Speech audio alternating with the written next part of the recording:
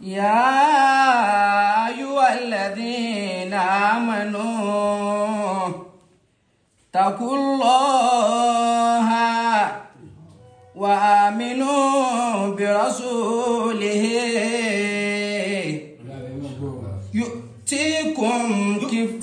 يؤتكم كفلين من رحمته ويجعل لكم نورا تمشون به ويغفر لكم والله غفور رحيم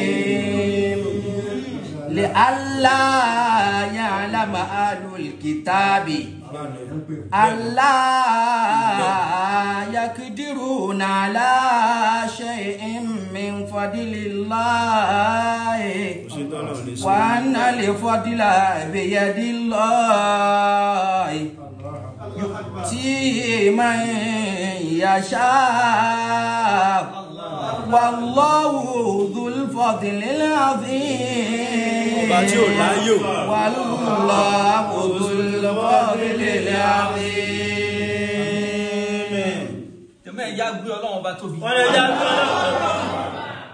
ẹja gbé Ọlọ́run ọba tóbi dáadáa. ẹja tún gbé tóbi dáadáa.